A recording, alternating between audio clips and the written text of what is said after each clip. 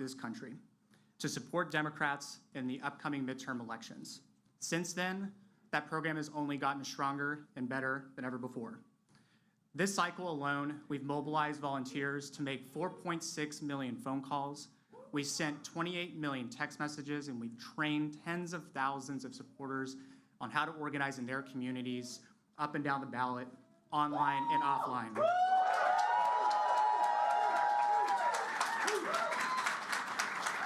We've also been active in races like the August 2nd abortion amendment vote in Kansas, and down ballot races in states like Pennsylvania in 2021 off-year elections.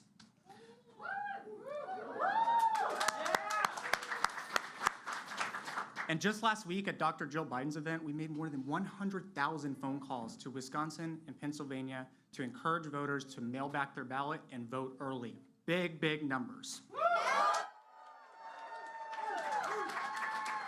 Folks, we have 15 days until Election Day.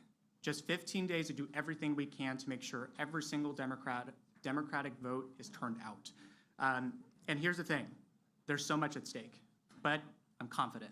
I'm confident because we have volunteers and organizers in this room and all across the country joining us today, and they're gonna do everything they can to make sure that we mobilize Democrats all across the country. That's why the phone calls we're making today are so critical to the success come November 8th. Every conversation with voters matters. And President Biden knows this. Thanks to his commitment, our state parties and coordinated campaigns are in a better position to be successful than ever before, through technology investments, through voter protection, through a strong volunteer network, and so much more. And with just 15 days left, we're gonna keep reminding voters also what's at stake. Now, I have the great honor and a privilege to introduce President Joe Biden to speak directly about what's at stake in this upcoming election and the progress we've made in the last 2 years. Let's give an organizer's welcome to President Joe Biden.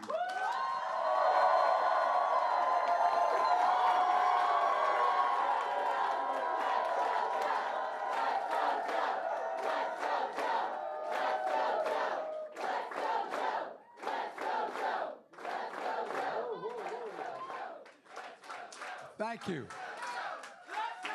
Please take a seat if you have one. I came today for 2 reasons. The first, and maybe most important, to say thank you, thank you, thank you, thank you. If we get people out to vote, we win. We get people out to vote, we win, and you're getting them out to vote.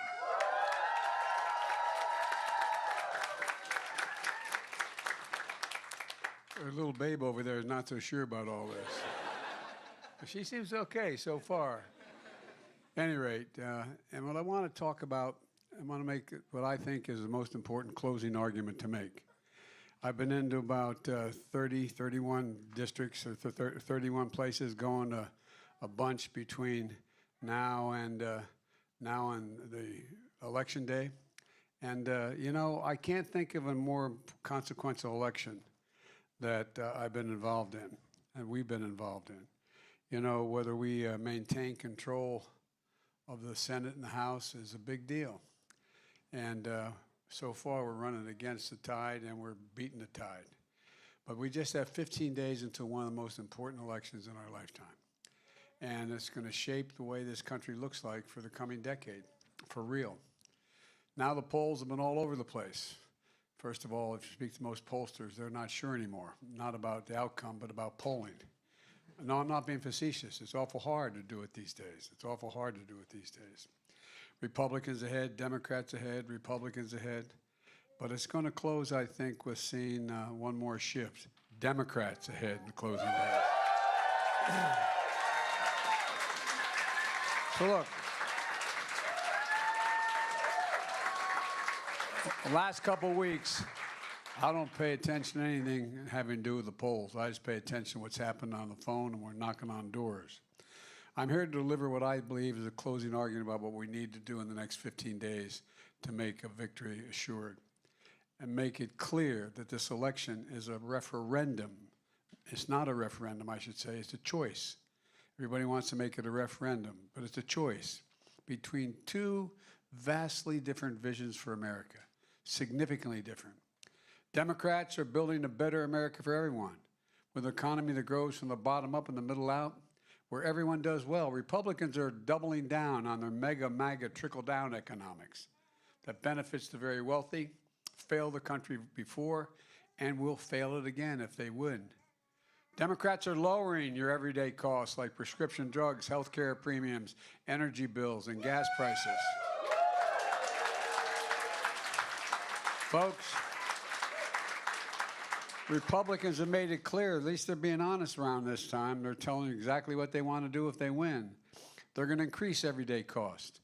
Democrats are making sure the biggest corporations begin to pay not their fair share, but at least a bigger share than they've been paying. 15% is not a fair share, but it's a bigger share.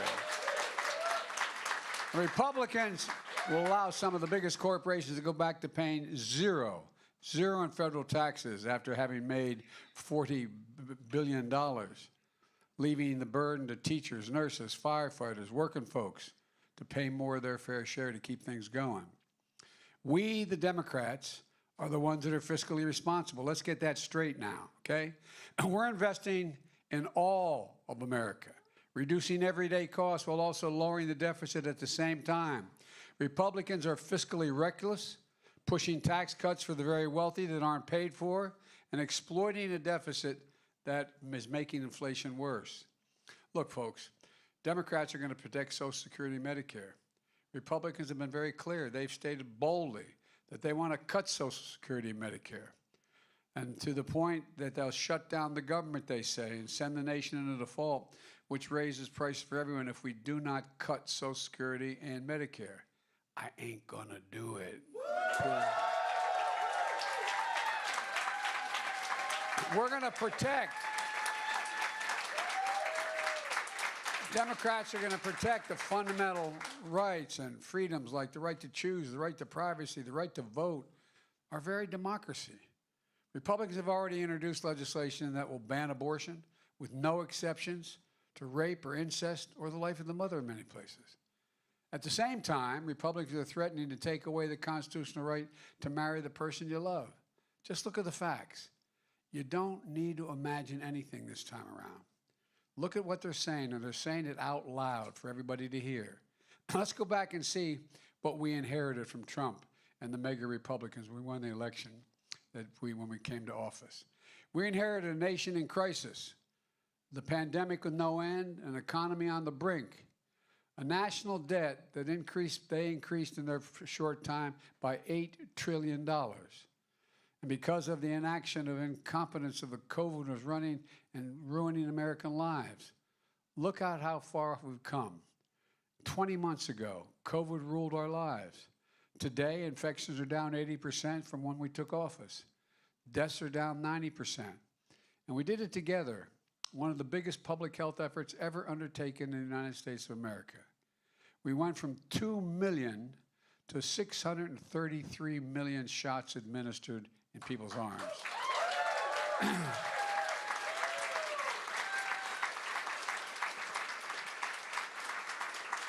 And something that's going unnoticed, but I'm going to keep reminding people, Republicans in Congress are still preventing funding we need to stay vigilant ahead of the next virus. They refuse the funding. But we're not going to relent.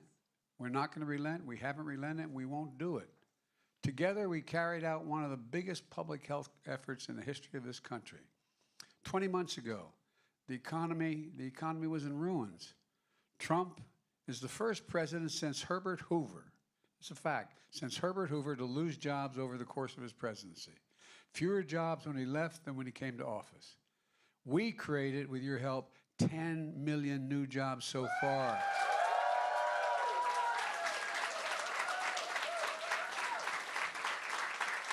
When Trump and the Republicans left office, unemployment was 6.4%. We got it down to 3.5%, a 50-year low.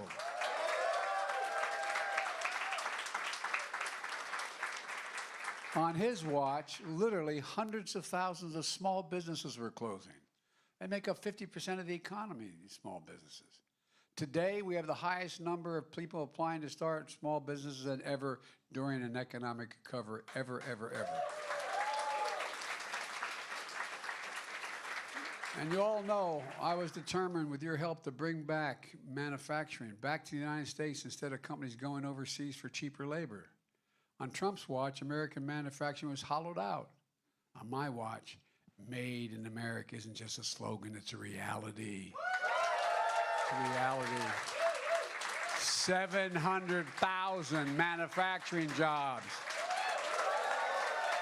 and advanced technologies, with companies like IBM and Intel investing billions of dollars to build industries of the future here in America. Later this week, I'm going up to Syracuse, New York, where I went to graduate school. My deceased wife was from. You know, where the little company called Micron is investing $100 billion to build semiconductors, the biggest investment of its kind in our history. We passed the most consequential infrastructure bill since Eisenhower's interstate highway system. We're building our roads, bridges, ports, airports, delivering clean water, high-speed internet to every American, and we're just getting started. You know, we had Infrastructure Week, and it kept having it and having it, nothing happening. Now we got Infrastructure Decade. We got enough money to do this for a decade. We're going to create tens of thousands of jobs and making our companies more competitive worldwide. At the same time, we know a lot of folks are struggling with inflation, driven by Putin's war in Ukraine and the global pandemic. It's a little solace, but we have a lower inflation rate than most any other nation in the world. That's why I'm determined to reduce the burden on working and middle-class folks by bringing down the cost of everyday things they have to work their families through. It's not just food and energy, which is critical. We brought down the cost of energy, but prescription drugs, healthcare costs, and so much more. We finally did something with these things, even without receiving a single solitary Republican vote. Not one. Not one. After decades of trying, we finally gave Medicare the power to negotiate for lower drug prices. In the United States, we pay more. We pay more for prescription drugs than any advanced nation in the world for the exact same prescription, made by the same company. For years, many have been trying to get this done, but Big Pharma had scores of lobbyists and spent hundreds of millions of dollars to block us. We tried and tried, but finally, we beat Big Pharma. We beat them. That's a big deal. I've been trying to do that since your age. Finally. The results are consequential. We're putting, for example, some of you have grandpops and grandmoms and moms and dads who have serious health care problems and need prescriptions that cost a lot of money. Well, guess what? We're placing a $2,000 cap. This is for Medicare, anybody in Medicare. You're not going to ever have to pay, even if your bills are $20,000 for prescription drugs. You don't have to pay more than $2,000 a year. And some of the cancer drugs, as much as $14,000. And you know, no one on Medicare is going to have to pay more than $2,000, no matter what their expenses, no matter how much their prescriptions cost. Look, $2,000 is a limit you're going to have to pay. Imagine what burden that takes off of people. Imagine the people who are rationing what they have to do because they have family obligations. And for seniors on Medicare with diabetes, we've capped the cost of insulin, that's this, at $35 a month instead of 30 times that amount. There are tens of thousands of Americans with diabetes struggling to pay for the insulin and badly needed to stay alive and to stay healthy, including hundreds of thousands of young children with type 2 diabetes. But you know how much it costs to make that insulin? 10, T-E-N, dollars. 10. It's outrageous. So we wanted to cap it for everyone, including not just those on Medicare, for everyone. And hold up a second here. I was in Virginia not long ago talking about capping the cost. And a lady stood up and said she had 2 children. Both had type 2 diabetes. They had to share their insulin. They couldn't afford it because it was costing, I forget the number they had. I think it was $600 a month. She had no insurance. How do you look at your child? Not a joke. My dad said everybody's entitled to have dignity. How do you look at your child knowing you can't afford something that's basic to their health because it costs so much money? We wanted to cap that cost for everyone, including the hundreds of thousands of children with type 1 diabetes. But Republicans blocked it. We got the Medicare piece through, but they blocked it for everybody else. But guess what? We're going to get it next time out. No, we are.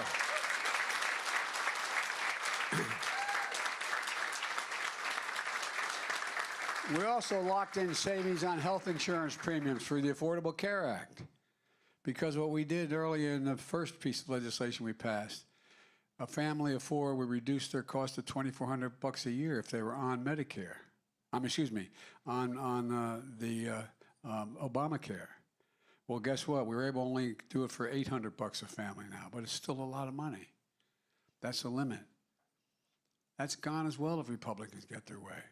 As a matter of fact, they wanted to get rid of the entire Affordable Care Act. They're making it again. And by the way, anyone with a pre-existing condition who can't afford expensive insurance, the only reason you have coverage is because of the Affordable Care Act. Only reason.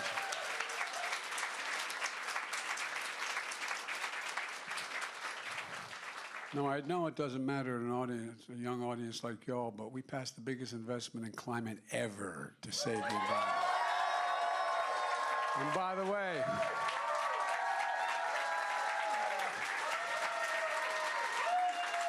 because of your talking, I really mean it. Not only are we going to save homeowners thousands of dollars a year because they're going to get these tax credits for what they're doing and weatherizing their homes and a whole range of other things, but more efficient appliances, more efficient vehicles, working with utility companies to produce more low-cost homegrown energy like solar, wind, clean hydrogen, which will mean lower utility bills for tens of millions of Americans. Look, folks, let me say it again. We're doing all this in a fiscally responsible way. Every time I talk about the cost of these things, there goes that big spending Democrat Biden again. Well, guess what the big spending Democrat Biden did? The deficit fell by $1.4 trillion this year. Cut the deficit in half. And that follows a drop last year of $350 billion. And by the way, and because we're finally ensuring corporations begin to pay their fair share, we're giving Medicare the power to negotiate drug prices. We're going to reduce the deficit over the next 10 years by another $250 billion.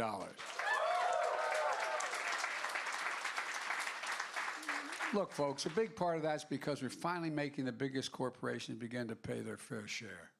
In 2020, 55 of the wealthiest corporations of the Fortune 500 paid zero in federal taxes, and they made $40 billion. Well, thanks to Democrats in Congress, I signed into law a 15% corporate minimum tax. Just 15%. And by the way, I'm keeping my campaign commitment I made when I ran. No one earning less than $400,000 a year will pay a single additional penny in federal taxes. And they haven't.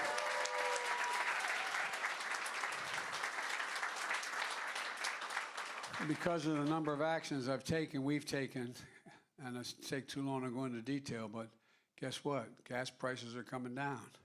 Despite Putin's invasion of Ukraine, they're down $1.20 this summer, and just this week they fell another 10 cents. And we're going to continue to insist that oil companies pass on the savings from the lower price of a barrel of oil to a lower price for consumers at the pump. Folks, I've said from the beginning that my objective is to build an economy from the bottom up, giving everyone a fair chance. When we do that, everybody does well. The poor have a ladder up, the middle class gets ahead, and the wealthy still do very, very well. Now ask, what's the Republican plan? Not a joke. When you're on, if you're with a friend who has a different point of view, say, okay, you don't like what we're for, tell me what the Republicans are for. What's their platform? Not a joke. What are they running on? If they win, what do they say they'll do? Well, I have to hand it to it. As I said, they're saying it out loud. They're so confident they're going to win, they're saying is without an ounce of shame. Just listen to, and let's name names. Kevin McCarthy, Republican leader of the House, and his fellow MAGA Republicans say their number one priority, if they win control of Congress, will do the following. Give the power we just gave to Medicare for lower drug prices back to Big Pharma and raise drug prices. No, by the way, I know this sounds like it's almost like you're making it up, but this is what they're saying. This is what will happen. The $2,000 cap on prescription drugs for seniors, gone. $35 a month cap on insulin for seniors that we passed the Inflation Reduction Act, gone. Savings on health care premiums, $800 a year for millions of Americans in the Affordable Care Act, gone. And of course, they're still determined to repeal the entire Affordable Care Act. That means an end to the protections for tens of millions of people who can't afford health insurance because they have a pre-existing condition. That's gone as well if the Republicans get their way. The most aggressive action to deal with global warming, gone. Corporate minimum tax I just signed into law, gone. Look, you know Republicans love to call Democrats big spenders and claim that we are for, and they claim they're for less government spending. Well, give me a little break here. Just look at the facts. The federal deficit went up every single solitary year in the Trump administration, went up every year. It went up before the pandemic. It went up during the pandemic. It went up every single year on his watch. And one big reason for that is they voted for a $2 trillion Trump tax cut, which overwhelmingly benefited the biggest corporations and the wealthiest Americans. And it racked up significant deficits. Not a penny was paid for. Now Republicans in Congress are doubling down on their MAGA commitment to implode the deficit again. Just last week, Republicans leaders said if they get their way, they're going to extend the Trump tax cuts, which go out of existence in 2 years. Folks, put the entire Republican plan all together, and they would add $3 trillion to the deficit. $3 trillion. That's their plan. Massive deficits that are reckless and irresponsible. Republican plan is to will make inflation worse, not reduce it. Let's talk about Senator Rick Scott, the senator from Florida.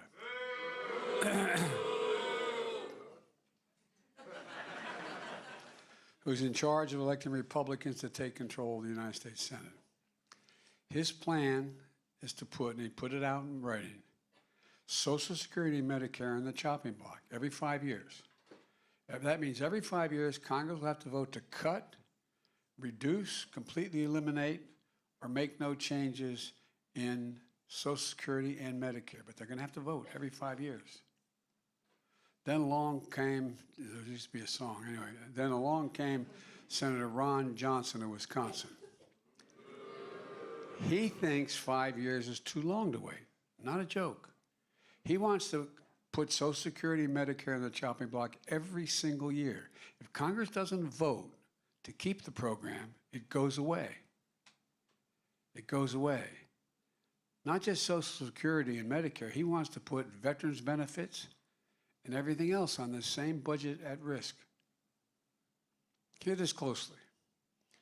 The Republicans have made it clear that if they win control of the Congress, they will shut down the government, refuse to pay our bills, and it'll be the first time in our history America will default unless I yield and cut Social Security and Medicare. Flat out saying that. In order to cut Social Security and Medicare, they're threatening a default on the federal debt.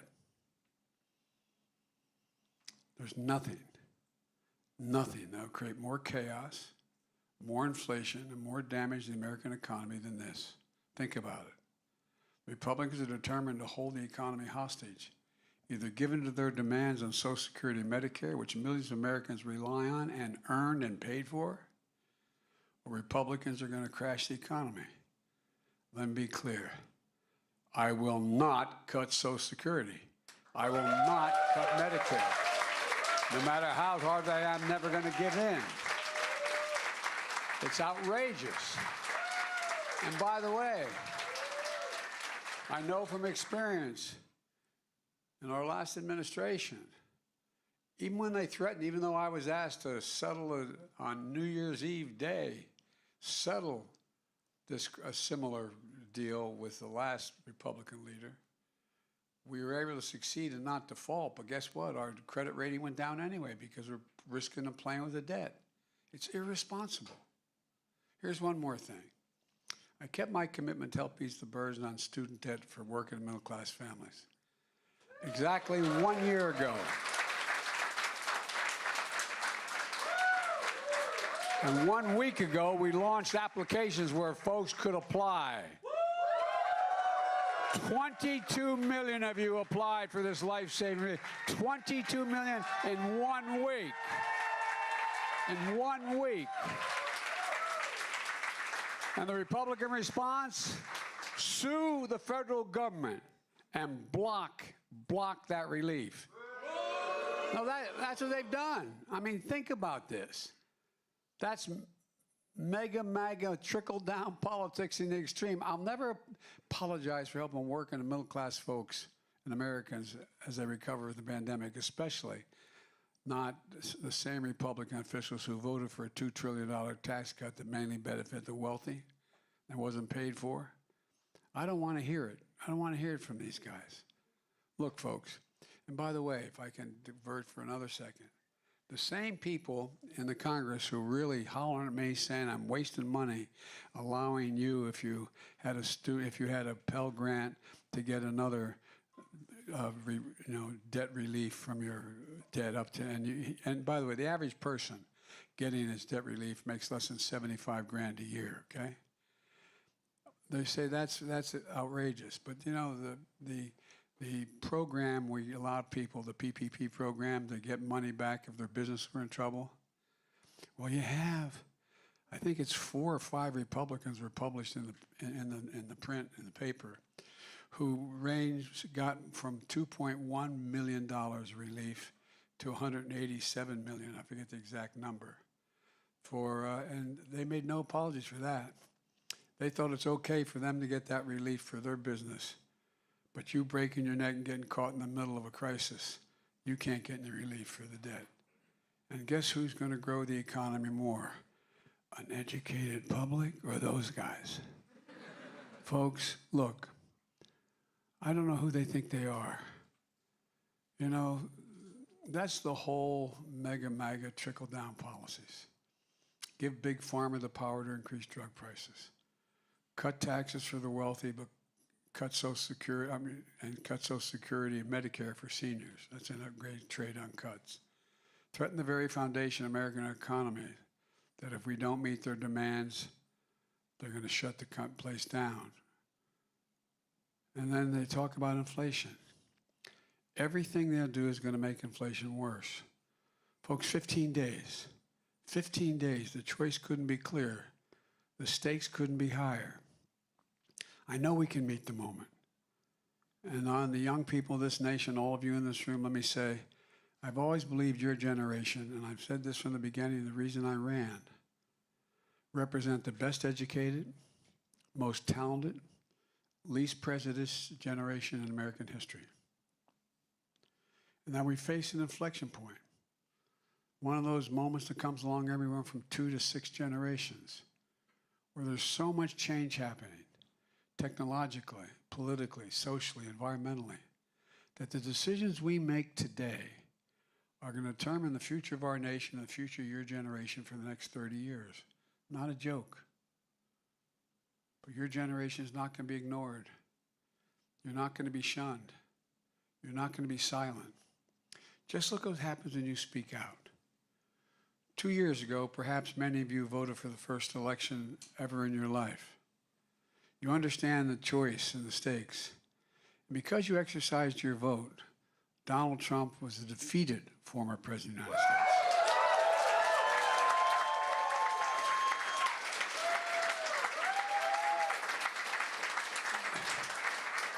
And you elected the highest ranking black Indian with Indian background woman in American history to be vice president.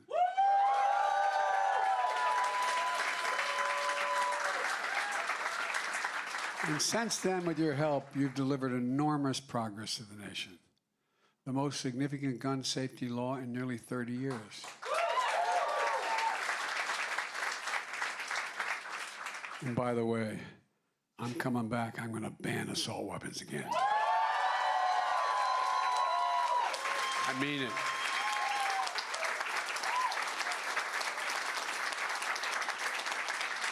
Because of you all, we confirmed the first black woman to ever serve on the Supreme Court of the United States of America. We confirmed more appellate federal judges who are black women than all other presidents combined. Let me be clear, Republicans are going to pass a national ban on abortion if they control the Congress. I'll veto it right away, but if we elect more Senate Democrats and keep control of the House, we're going to codify Roe v. Wade in January for all the nation. You have that power with your vote. Let me close with this. Over the last few years, we've faced some of the most difficult challenges in our history. We're making real progress, despite opposition from powerful special interests and extreme Republicans. And by the way, I served a long time in the Senate with a lot of conservative, decent, honorable Republicans who played by the rules. Sometimes they won, sometimes they lost. They're decent, honorable people. And there's still some of them there. But this is a different breed of cat, this MAGA Republican group. I really mean it. 15 days, we're going to make a choice about whether we go forward or backwards. It's that practical. The power's in your hands. I mean, it really is. You can do this. We just need to vote. Get out the vote. And if we do, I truly believe we're just getting started. And that's because I've never been more optimistic about America's future than I am today. And that's not hyperbole. I give you my word, I believe that. We have to remember who we are, for God's sake. We are the United States of America.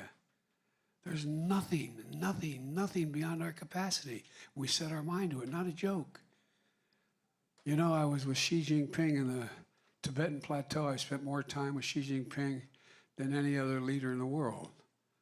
Over 78 hours worth on the 8 or 10 of those on the phone and the rest in person over the last 12 years.